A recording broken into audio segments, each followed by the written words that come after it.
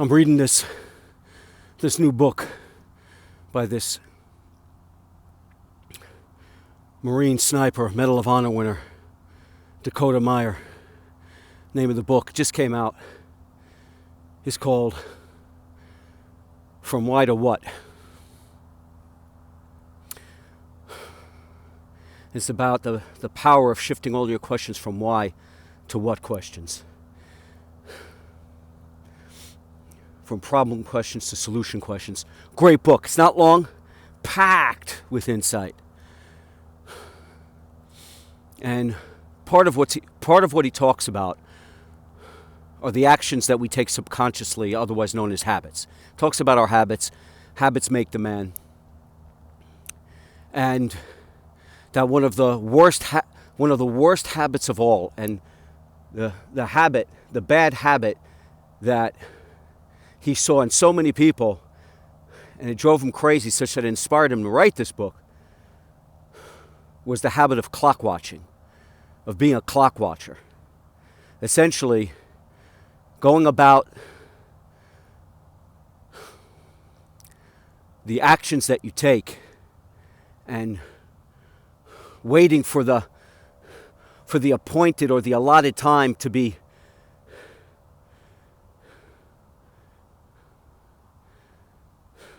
such that whatever you're working on should be completed,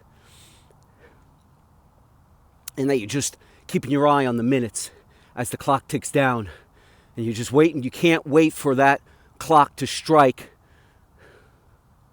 the so-called end of the job or end of the work or end of the day or end of whatever it is you're doing. And you're just counting down the minutes because you can't wait to move on or to walk away or to run away, whatever the case may be. Clock watching, terrible habit. I've done it in my life. We've all done it.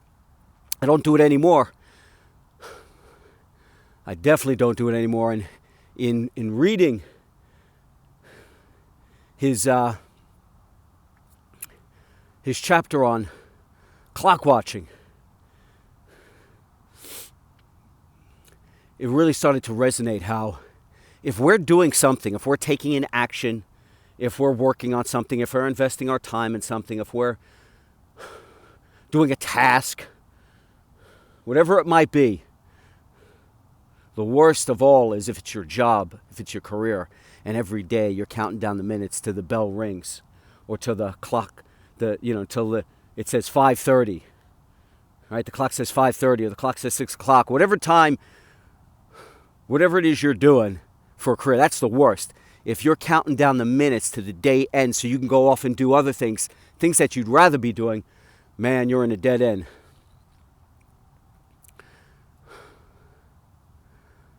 I look at how I spend my day these days, and again, I've been there. I've done all of that.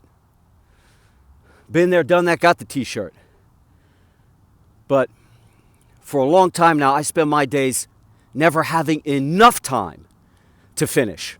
Always moving on to the next task, knowing that there was always more I could have done, such that I was so immersed in what I was doing that I lose track of time.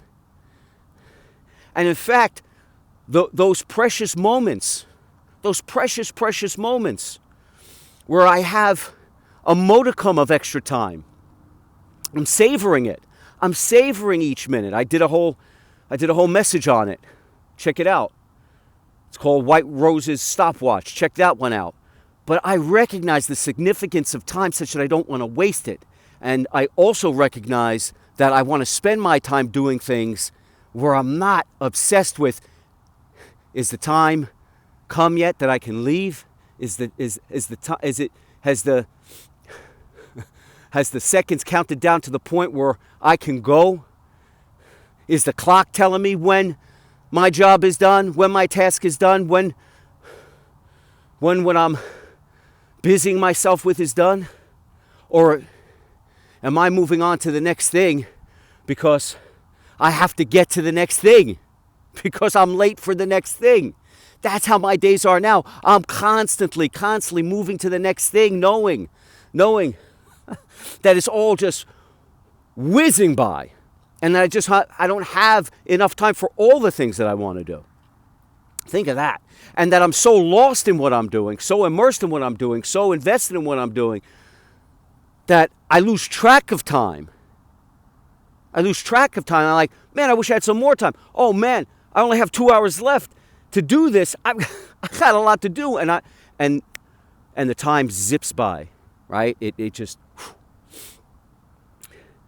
And so for your clock watchers out there, if you're doing something where you're counting down the minutes, counting down the hours, counting down the seconds, till you can go to do the next thing, then you need to stop doing what you're doing and find something else to do where you can lose track of time, because you're so immersed in what your task is or what you're spending your time on that you forget about the clock because you're so involved in the task, in the work, in the busy situation that you find yourself in. You're so passionate about it, so excited about it, so enthused by it, so deep into it that you just look up and you're like, holy crap, how did it get to be this time? I almost have to leave here to go do the next thing. That's where you want to be. That's the sweet spot. So for all the clock watchers out there, think of this. It's the same thing with Yahuwah, Yahusha. The Most High. He who brings all things into existence. He who creates all things. The Most High. And Yahuwah, who manifests in the flesh as Yahusha HaMashiach, the Messiah, the Son. Yah, the Most High. Shah, who saves, who delivers, who redeems. Yahusha. Praise be his name. Don't be counting down the days or the months or the years or the decades or the centuries or whatever it is until he comes. Such that when he comes, he's going to make it all right.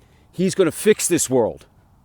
He's going to extinguish this world from all the evil, all the sin, all the injustice. Because as Yahuwah, Yahusha says, no one knows the time nor the hour. No one. Only Yahuwah, only the Most High knows.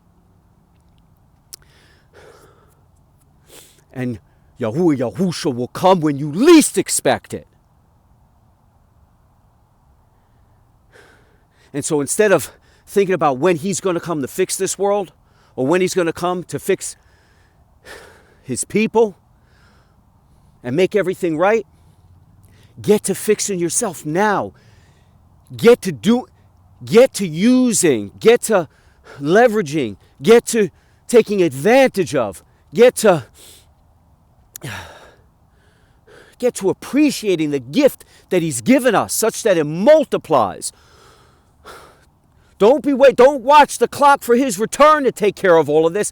Take care of yourself so you can make the change necessary. We need to worry about ourselves and our people. If everyone did that, this world would get fixed.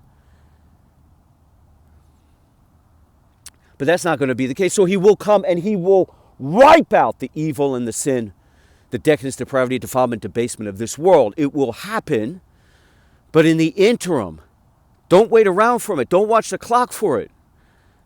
He's given you a gift. He's given you his generosity, his salvation, his love, his healing, his joy. Get to multiplying. It's like the parable he talks about, where he talks about a man with a household, with servants. He goes on a journey, and before he leaves, he gives his possessions to his servants to take care of. To one of his servants, he gives 5 coins. He calls them talents, right? Let's just call them coins. He gives 5 coins. And to another servant, he gives 2 coins, and to another servant, he gives 1 coin. So he gives his wealth to his servants, each according to his ability. What does that mean? So he leaves it in their safe hands. And what do? The servants. So one of them takes the 5 talents, puts it to work, and makes another 5 talents. So one he gives 2 talents to, puts it to work, and turns those 2 coins into 2 more coins. Now he's got 4 coins. First guy's got 10 coins. Second guy who got 2 coins now has 4 coins. And the servant he gave 1 coin to, that servant didn't put the coin to work. Instead, he buried it, put it away, put it in the ground so that he could give it back to the head of the household, to his Adonai, when he returned. And when the head of the household, when the Adonai returns, he comes back, and the man who he gave 5 coins to says, Adonai, look, I have taken your 5 coins, I've turned it into 10 coins. And he says, oh, my good and faithful servant, I will put you in charge now of many things, of much. And then the one who turned 2 coins into 4 coins comes to him, gives him the 4 coins, and he says, oh, my good and faithful servant, you have prospered with my possessions. I will put you in charge of many things, of much. And then the last servant goes, digs up the coin, says, hey, Adonai, he says, I know that you are a hard man. I know that you're a hard man. You don't forgive much. You're a hard character. And you reap what you don't sow, and you gather where you spread no seed. And so, I didn't want to mess with your coin. Here, take it back. And the Adonai says, you wicked and faithless servant. Off with you. Off with you. And Yahusha, he said, and he says to them, you wicked and faithless servant, if you knew, if you supposedly knew, if you thought I was such a hard man who lacked forgiveness, if you thought I was such an ungenerous man who reaped what he didn't sow and gathered what he gathered from the seed he did not spread, then why would you ever think of messing with me and not putting that coin to work? Off with you. And what's the point here? Yahusha says that those who possess, they will be given more, such that their cup is overflowing. And those who do not possess, they will not only not have, but they will lose everything they do have. And what he's saying is that those that possess the generous, loving, healing, joyous gift of everlasting life, of Yahusha's salvation, of the Word, will be given so much that their cup overflows. But those who do not possess the salvation, the generosity, the everlasting joy and peace and solace of the light of Yahusha, those who do not walk with Yahusha, those who do not receive the word of Yahusha, they will not only have that everlasting healing, everlasting joy, everlasting peace, everlasting love, and everlasting life, but all that they do have, this illusion, this mirage, all that, and this false reality and this life that you call life, that you cling on to, you're going to lose all of that.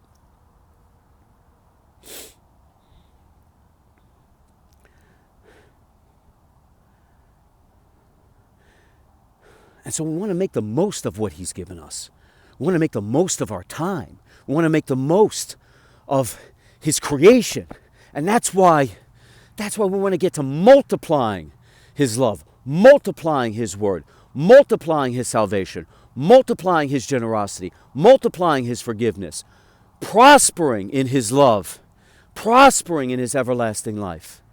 We want to shout the good news. We want to share the good news. There's so much of it that our heart overflows with it, such that we want to pay it forward. We're compelled to pay it forward. And that's why we nourish ourselves. We make the most of his gift, and we make the most of the time we have. We nourish the temple, that we revere the temple, such that we nourish it and nurture the temple that he gave us that houses his breath, the Ruach, the set-apart spirit.